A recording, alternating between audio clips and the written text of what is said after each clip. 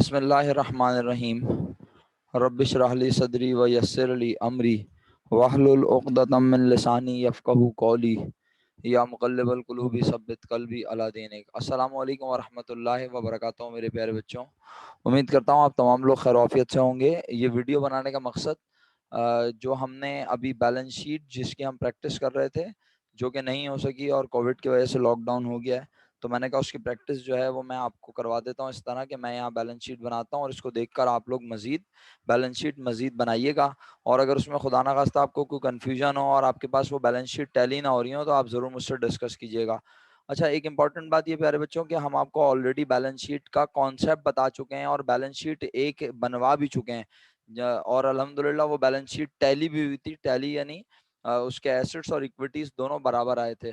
तो मैंने अभी जो सवाल सेलेक्ट किया बच्चों वो 2019 का है। ये 2019 का सवाल आपकी 5 ईयर में भी मौजूद है, आप ज़रूर चेक कीजिए। इस सवाल के रिक्वायर्ड नंबर यानी और रिक्वायर्ड एक ही है, लेकिन और के बाद जो लिखा हुआ है रिक्वायर्ड, उसमें लिखा है इनकम स्टेटमेंट बनाओ और बैलेंस शीट बनाओ। तो बेटा बैलेंस शीट बनानी है हमें इस क्वेश्चन की, और इस क्वेश्चन का इनकम स्टेटमेंट अगर आपके पास नहीं बना हुआ तो आपके लिए बैलेंस शीट बनाना ज़रा थोड़ा सा ट्रिकी हो जाएगा। नामुमकिन नहीं होगा, लेकिन आप बैलेंस शीट बना सकते हैं, लेकिन फिर एक छोटी सी ट्रिक के साथ।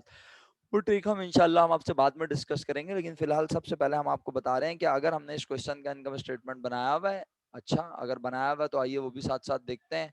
आप देख सकते हैं ये 2019 का इनकम स्टेटमेंट आपके क्लासमेट ने हमें प्रोवाइड किया है, हम इसके लिए उनके शुक्रगुजार हैं। ये इनकम स्टेटमेंट आप ज़रूर देखिए, आपके पास भी बना हुआ होगा। और क्या आपके पास इनकम स्टेटमेंट बिजनेस का प्रॉफिट 82,400 शो कर रहा है? और अगर नहीं कर रहा तो या तो फिर मेरे एंड से कोई मिस्टेक होगी, या फिर खुदा ना खास्ता अगर मेरे एंड से मिस्टेक नहीं तो आपके एंड से अल्लाह ना करे मिस्टेक ना हो। तो इस चीज़ को मेक श्योर करना है कि हमारे इनकम स्टेटमेंट का आंसर बिल्कुल करेक्ट हो, क्योंकि इनकम स्टेटमेंट का आंसर गलत होगा बच्चों तो यकीनन हमारे पास आगे भी प्रॉब्लम आएगी। जैसे कि आप जानते हैं ये इनकम स्टेटमेंट बनाते हुए भी हमने किन चीज़ों को मद्देनजर रखा था? यकीनन ये चीज़ें देख के आपको याद आ रहा होगा, एडजस्टमेंट्स को। ठीक है, तो एडजस्टमेंट जिस तरह इनकम स्टेटमेंट बनाते हुए हमने चीज़ों में प्लस और माइनस की, बिल्कुल इसी तरह आज एडजस्टमेंट हमें दोबारा चाहिए होंगी। तो क्या क्या चीज़ें चाहिए, आइए एक बार इसको ज़रा थोड़ा सा सम अप करते हैं, समराइज करते हैं। हमें बैलेंस शीट बनाने के लिए इस क्वेश्चन का ट्रायल बैलेंस चाहिए, जो कि यहाँ बना हुआ नज़र आ रहा है। इसके अलावा इसके एडजस्टमेंट अगर हमने अपने पास पहले से बनाई हुई है, जो कि ये नहीं जनाब, वो एडजस्टमेंट देखनी होंगी। और इसके अलावा हमें इनकम स्टेटमेंट से सिर्फ प्रॉफिट की अमाउंट चाहिए होगी, जो कि मालिक के कैपिटल को इंक्रीज करेगी। क्यों करेगी सर इंक्रीज? क्योंकि जाहिर सी बात है, जब मालिक बिजनेस करने से मालिक को प्रॉफिट होगा तो वो प्रॉफिट मालिक की ओनर इक्विटी को, उसकी मिल्कियत को, उसके हिस्से को बिजनेस में बढ़ाएगा। तो वो प्रॉफिट हमें उसके कैपिटल में ऐड करके दिखाना होगा, राइट। अच्छा, बैलेंस शीट का जो फॉर्मेट मैंने आप प्यारे बच्चों आपको रिकमेंड किया, उस फॉर्मेट का नाम था रिपोर्ट फॉर्म। बैलेंस शीट जो है वो रिपोर्ट फॉर्म टी फॉर्म में बनती है, और इसको चाहे रिपोर्ट फॉर्म चाहे टी फॉर्म में बनाया आप, वो क्लासिफाइड होती है। क्लासिफाइड का मतलब क्या होता है कि हम तमाम चीज़ों को कैटेगराइज करके दिखाते हैं कि कौन सी चीज़ किस हेड में आती है। तो मैंने यहाँ पर ज़रा कुछ बेसिक चीज़ें लिख ली हैं, आप लोग भी मेरे साथ साथ चाहें तो ज़रूर लिख लीजिए, और बेहतर यही होगा कि आप मेरे साथ साथ काम करें वीडियो देखते हुए, तो इससे आपकी प्रैक्टिस कमांड अच्छी बन जाएगी अल्लाह के हुक्म से। और प्यारे बच्चों, जैसे कि आज सेकेंड ईयर का पेपर हो गया और मैं पेपर इस वक्त हो रहा है और मैं इस वक्त ये वीडियो बना रहा हूँ, तो सेकंड ईयर का पेपर भी अल्हम्दुलिल्लाह जिन बच्चों ने हमारी बात मानी, सुनी और समझी, तो वो पेपर देते हुए यकीन करें बड़े रिलैक्स हैं। 20 नंबर का सवाल जो सेक्शन सी आया है, जैसे कि हम भी इस वक्त सेक्शन सी की तैयारी कर रहे हैं, तो इतना आसान सिंपल आया है, यकीन कीजिए कि वो लोग बहुत खुश होंगे, मैं उम्मीद करता हूँ। यानी जिस बच्चे ने पढ़ा है मेहनत से, थोड़ा सा भी मेहनत से पढ़ा है, तो वो यकीनन खुश होगा, क्योंकि उसके पास डेप्रिसिएशन का चैप्टर और लिक्विडेशन दोनों में चॉइस आई है। तो खैर आपके पास तो फर्स्ट ईयर में तो चॉइस का चक्कर नहीं है। चॉइस अगर आपके पास आएगी तो किस चीज में आएगी? Adjustment, income statement, balance sheet, इसमें चॉइस आ सकती है कि आपसे बोले कोई दो चीजें बना के दिखा दें। तो बहरहाल हमें एडजस्टमेंट भी बेहतरीन कमांड बनानी है, इनकम स्टेटमेंट पर भी और बैलेंस शीट पर भी। प्यारे बच्चों, चलिए मैं अपनी बात को आगे बढ़ाता हूँ। अब समरी है कि हमें 2019 क्वेश्चन नंबर 8 की 2019 रेगुलर प्राइवेट एक ईयर क्वेश्चन नंबर 8 की बैलेंस शीट तैयार करनी है, और ये हमारे सामने इस वक्त प्यारे बच्चों सवाल मौजूद है। जनाब आली, ये रहा सवाल। ठीक है, तो बैलेंस शीट बनाते हुए क्या तरीकाकार होता है? सबसे पहले बिजनेस का नाम लिखा जाता है। बिजनेस का नाम यहाँ नजर नहीं आ रहा, तो मेरे बच्चों मैंने यहाँ लिखा, क्या लिखा जनाब अली? मैंने लिखा dash dash firm. Second line में लिखा जो चीज मैं बना रहा हूँ उसका नाम बैलेंस शीट, और कब बना रहा हूँ आइए सवाल देखते हैं। दिसंबर 31st 2018, और यहाँ सवाल में यकीनन मेंशन भी है बैलेंस शीट दिसंबर 31st 2018 को बनाओ। तो मैंने यहाँ लिख दिया दिसंबर 31 2018। आई होप आप भी मेरे साथ साथ काम करेंगे। सबसे पहले प्यारे बच्चों हम एसेट्स को प्रेजेंट करते हैं। एसेट्स वो तमाम चीज़ें होती हैं जिन्हें हम कारोबार में इस्तेमाल करते हैं कारोबार को ऑपरेट करने के लिए। और एसेट को कैटेगराइज किया जाता है मेरे बच्चों दो हिस्सों में। एक वो जो 1 साल से ज़्यादा अरसे तक फायदा बचाते हैं उन्हें non current asset fix asset कहते हैं। और एक वो जो 1 साल के अंदर अंदर हम इस्तेमाल करके बेनिफिट हासिल करते हैं उन्हें करंट एसेट या शॉर्ट टर्म एसेट्स भी कहते हैं। तो जो फॉर्मेट मैं आपसे ऑलरेडी डिस्कस कर चुका हूं, अगर आप में से किसी को शक हो कंफ्यूज हो तो वो बैलेंस शीट का फॉर्मेट भी जाके बुक से लाजमी देखे ताकि उसको और अच्छे से कमांड बने इस पर। तो मेरे बच्चों मैंने फौरन विदाउट ड्रॉपिंग अ लाइन मैंने 4th लाइन में एसेट्स की हेडिंग डाली। फिर मैंने नॉन करंट एसेट की हेडिंग डाल तो दी, लेकिन पहले मेरा फर्ज बनता है कि मैं हेडिंग डालने से पहले चेक करूं कि क्या क्वेश्चन में कोई नॉन करंट एसेट नजर भी आ रहा है।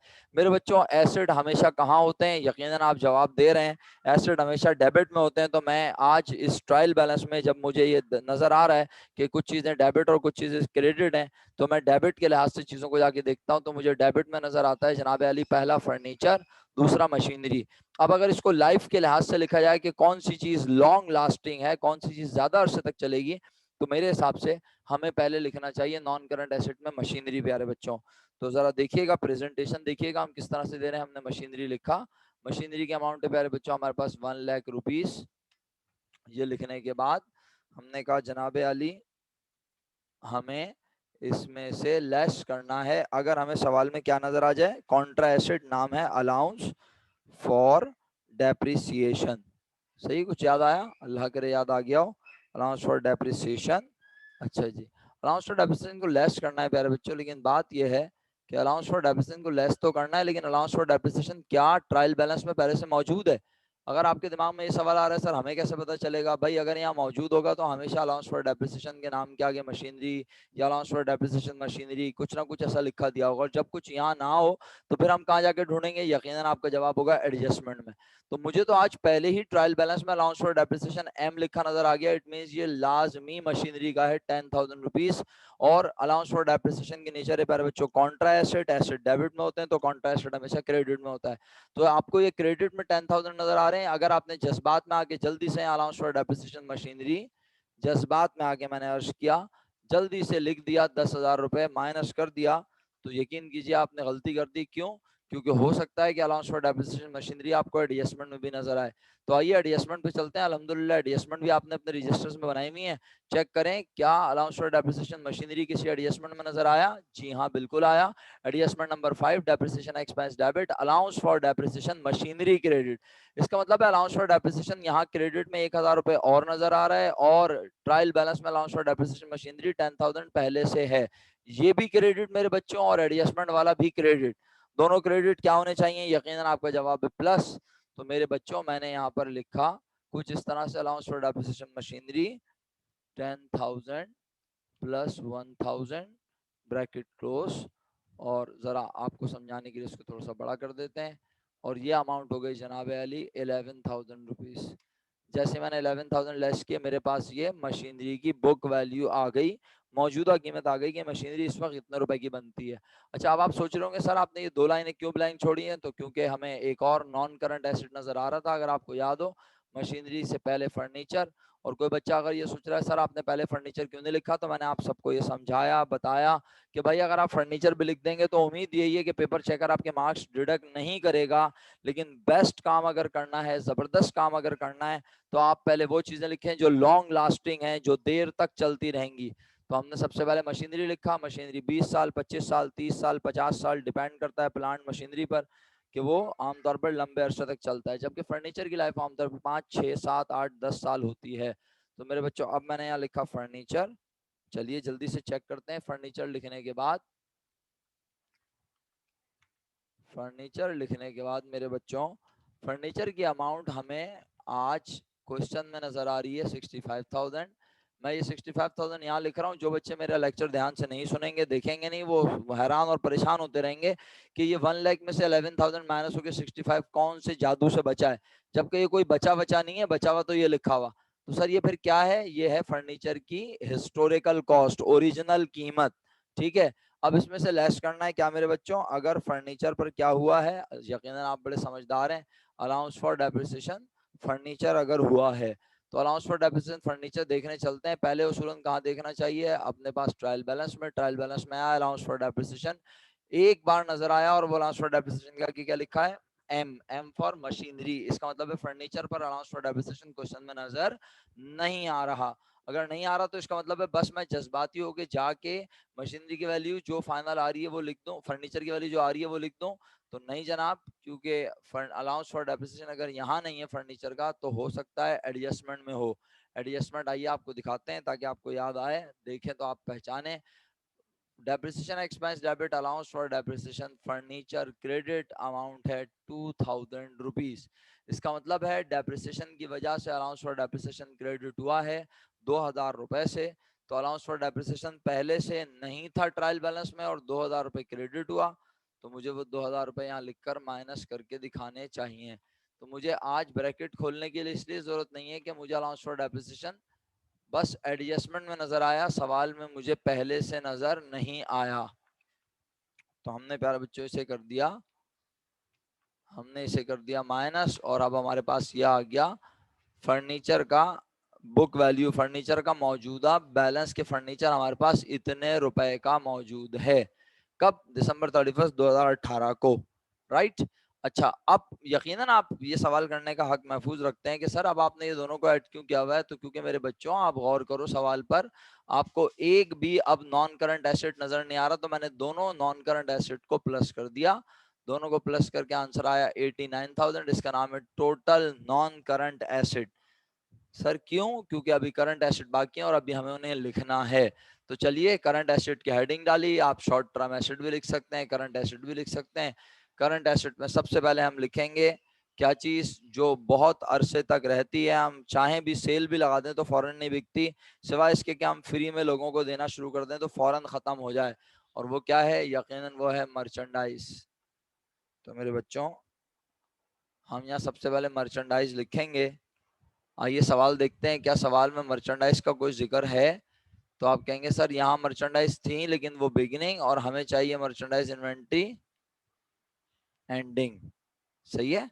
तो मर्चेंडाइज इन्वेंट्री एंडिंग, सर ये कैसे पता चलेगा ये एंडिंग है, क्योंकि ये साल के आखिरी दिन दी हुई है, एडिशनल इन्फॉर्मेशन में दी हुई है, एडजस्टमेंट डेटा में दी हुई है। तो एडजस्टमेंट डेटा से जो बात पता चलती है आमतौर पर वो साल के आखिरी दिन ही पता चलती है। तो साल के आखिरी दिन मर्चेंडाइज इन्वेंट्री 25,000 रुपीज होनी चाहिए। तो हमने यहाँ पर मर्चेंडाइज इन्वेंट्री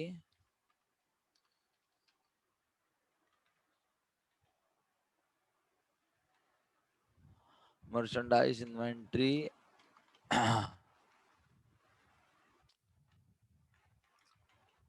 25,000 रुपीज लिख दे। सही है जनाब। अब इसके अलावा और करंट एसेट, और करंट एसेट अब हम देखते रहेंगे साथ साथ इसी तरह मर्चेंडाइज इन्वेंट्री के अलावा और क्या हो सकता है। वैसे आपके ख्याल में इसके अलावा प्रीपेड हो सकता है, ऑफिस सप्लाईज हो सकती हैं, अकाउंट रिसीवेबल हो सकता है, कमीशन रिसीवेबल हो सकता है, बैंक होगा और आखिर में कैश होगा। ये सीक्वेंस में क्लास में पहले भी डिस्कस कर चुका हूँ, लेकिन अभी डिस्कस करने का मतलब ये है कि आप किसी तरह अच्छे से समझ लें बातों को, राइट। तो प्यारे बच्चों हमें आज सवाल में प्रीपेड सैलरीज नजर आ रहा है। अगर आप गौर करें तो प्रीपेड सैलरीज में लिखने जा रहा हूँ, प्रीपेड सैलरीज की अमाउंट 10,000 रुपीज है। मैंने यहाँ पर लिखा प्रीपेड सैलरीज, ओहो, प्रीपेड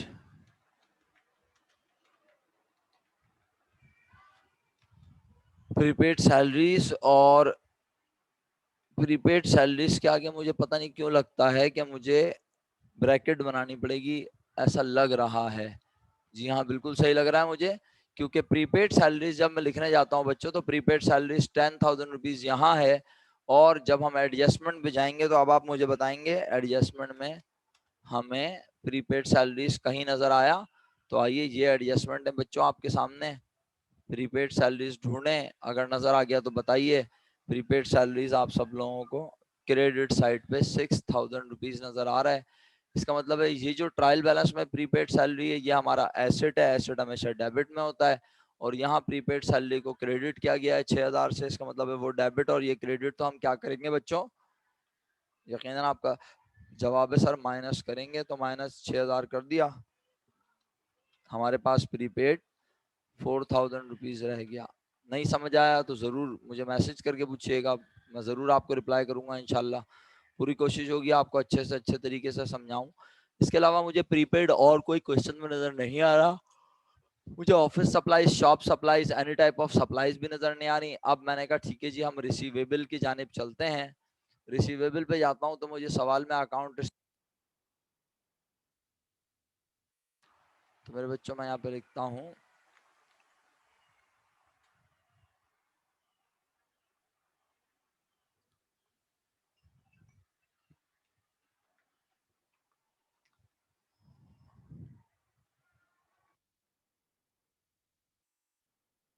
अच्छा जी। अब अकाउंट रिसीवेबल को जब लिखने की बात आती है तो अकाउंट रिसीवेबल में से हमें लेस करना होता है क्या, अलाउंस फॉर बैड डेट्स। अब कोई बच्चा बोले सर ये क्या चीज़ है, अलाउंस फॉर बैड, फ्यूचर में कुछ पैसे नहीं मिलेंगे, फ्यूचर का नुकसान जो हम जिसका अंदाज़ा लगाते हैं। तो allowance for bad debts sir सवाल में दिया हुआ होता है जी, बिल्कुल आप चेक करेंगे। Allowance for bad debts contract में होता है। तो अकाउंट रिसीवेबल जाके देखते हैं बच्चों, अकाउंट रिसीवेबल की अमाउंट, क्वेश्चन पर गए, अकाउंट रिसीवेबल ₹40,000। मैं इस 40,000 को यहाँ डायरेक्ट लिख देता था, यकीनन आपको भी नजर आ गया 1200। और एडजस्टमेंट में भी हम चेक करेंगे और एडजस्टमेंट में भी लाजमी होगा, ठीक है। तो हमने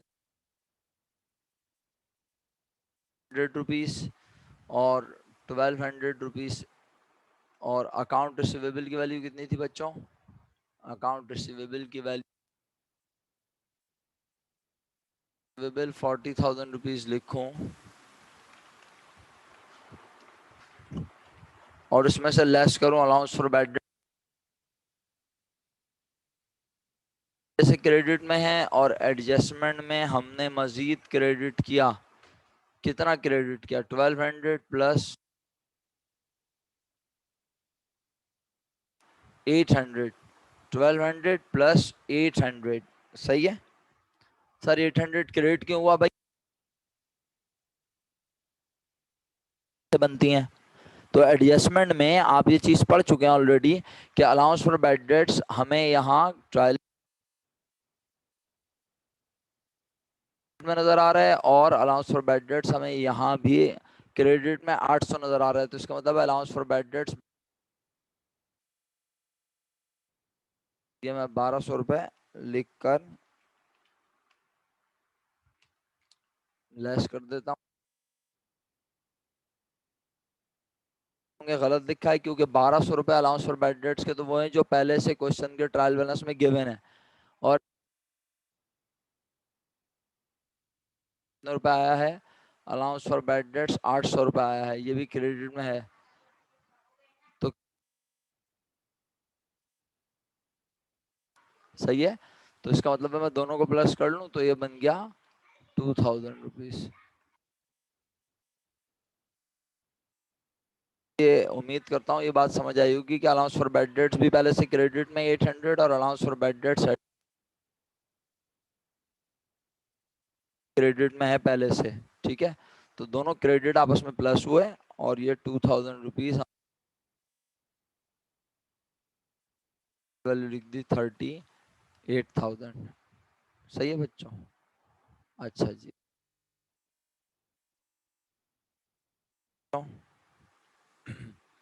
इसके अलावा लिखना होता है कमीशन रिसीवेबल, इंटरेस्ट रिसीवेबल। तो आइए चेक करते हैं, हमारे पास यहाँ पर कोई रिसीवेबल नजर आ रहा है, कैश में purchase, inventory, beginning, prepaid salary already लिख चुके हैं, फर्नीचर मशीनरी लिख चुके हैं, है जरूर लिखेंगे, ये कॉन्ट्रा एसेट है ऑलरेडी लिख चुके हैं, ये कॉन्ट्रा एसेट ऑलरेडी लिख चुके हैं। सेल स्टेटमेंट में कैपिटल सलमान अभी बैलेंस शीट में लिखेंगे और टोटल दिया हुआ है आखिर में, सही है। हमें क्या करना है, हमें अलाउंस फॉर बैड डेट्स के अमाउंट को लेस, अब हमें देखना है कि हमें और कोई करंट एसेट अगर ऊपर नजर नहीं आ रहा हो सकता है कोई करंट एसेट मुझे कहाँ नजर आ रहा हो, एडजस्टमेंट में मेरा बेटा।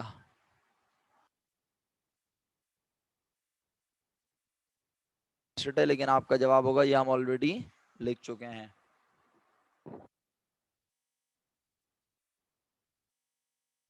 सैलरी एक्सपेंस है, रेंट एक्सपेंस है, depreciation expense, expense bad debt expense, सारे एसेट जो है वो कंप्लीट हो गए। कहाँ से भला? के बाद जो है एक चीज को जानबूझकर छोड़ रहा था।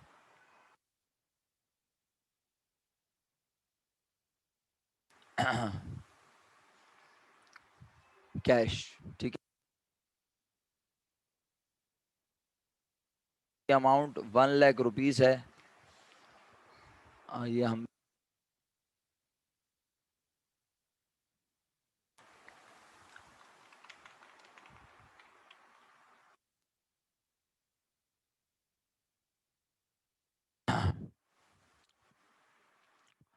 अब आप ये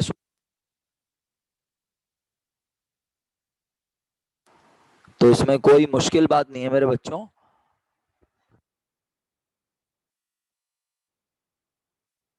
लिखोगे, सही है। ये आपका एक्सट्रीम राइट साइड है, यहाँ आपका पेज।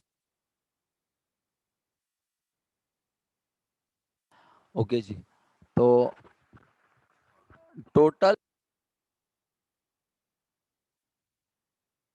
ऑन करंट एसेट आ गए, दोनों प्लस हो गए, क्या बन गया?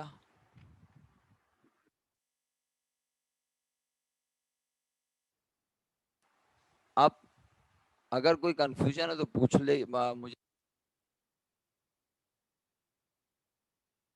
और अगर हम कोई चीज भूल रहे हैं तो वो हमारे सामने आ जाएगी चंद लम्हात में। फिलहाल जी रसूमात हुई हुई है। अब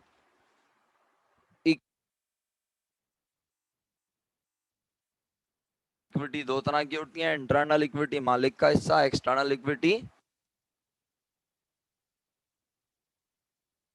ओनर इक्विटी लिखनी है, मालिक का हिस्सा। कैपिटल एट स्टार्ट हमेशा मेरे बच्चों को देखो, ये रहा। इसमें कैपिटल का कहीं जिक्र है, चेक करो पुरसुकून अंदाज। 600। इसमें ऐड करते हैं पूरे साल कारोबार चलाने से जो प्रॉफिट। याद है आपको, मैंने आपको थोड़ी देर पहले इनकम स्टेटमेंट दिखाया था।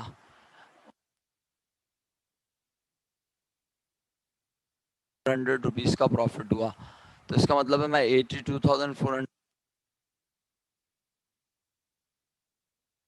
नहीं है आपके लेवल पर, लेकिन मैंने फिर भी लिखी हुई है कि कभी अगर क्वेश्चन में एडिशनल इन्वेस्टमेंट कहते हैं और वो मालिक के मिल्कियत को, कैपिटल को बढ़ा। अच्छा, तो एडिशनल इन्वेस्टमेंट अगर मालिक नहीं कर रहा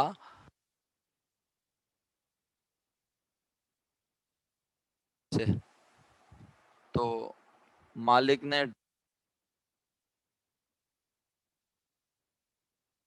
डेबिट में होती है। ड्राइंग हमें यहाँ पे कहीं नजर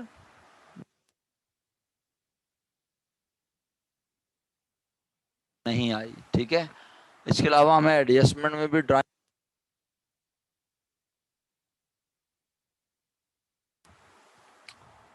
2019 की एडजस्टमेंट है ये।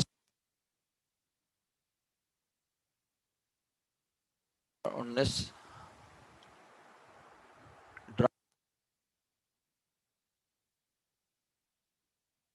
मैं ड्राइंग को लेस करता, ठीक है।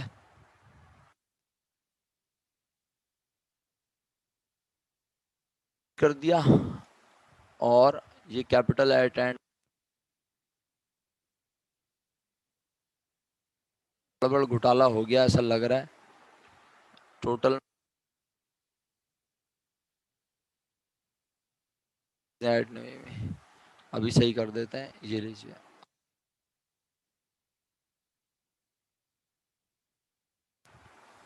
256, ये तो अभी भी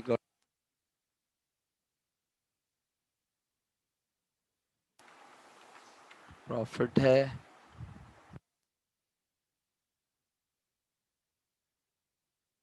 जरा चाहता हूँ बच्चों आप टोटल जरूर कीजिएगा खुद, ताकि आपको पता 19,000 इस साइड का, यानी अभी हम इक्विटीज जब लिख ले बच्चों, तो अब लाइबिलिटीज में हम क्या देखते हैं, हमने 1 साल से ज्यादा अरसे में उन्हें लॉन्ग टर्म लाइबिलिटी मेरे बच्चों हमेशा कहाँ गिवन होती है, लाइबिलिटी हमेशा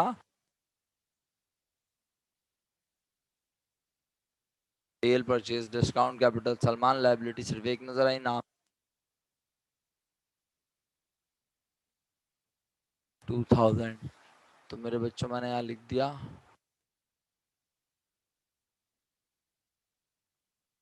बिल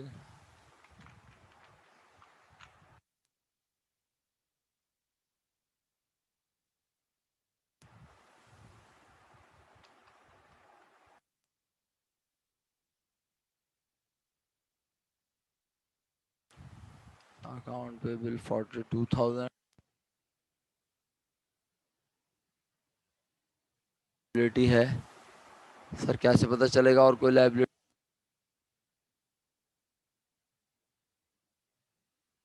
नहीं आ रही है? हो सकता है एडजस्टमेंट में नजर आ जाए,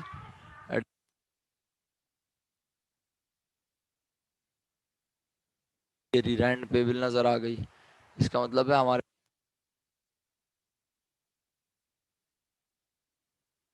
मैं लाइबिलिटी को पीछे मूव भी करूंगा।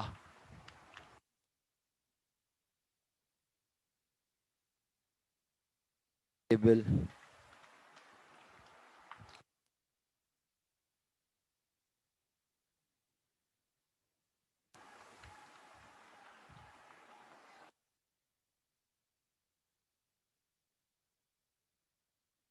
टोटल लाइबिलिटीज, टोटल इक्विटी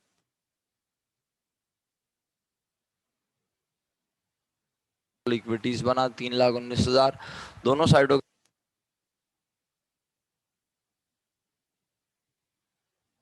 2018 की बैलेंस शीट बनाने की कोशिश करें।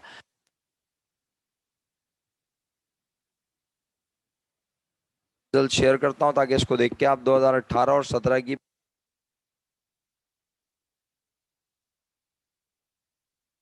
ठीक है लाइव लाइव रख लेंगे कुछ क्लास, और आप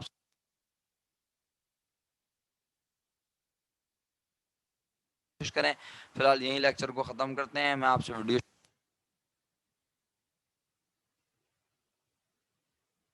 लीजिएगा। फ़ी अमानिल्लाह, अस्सलामु अलैकुम व रहमतुल्लाहि व बरकातुहू।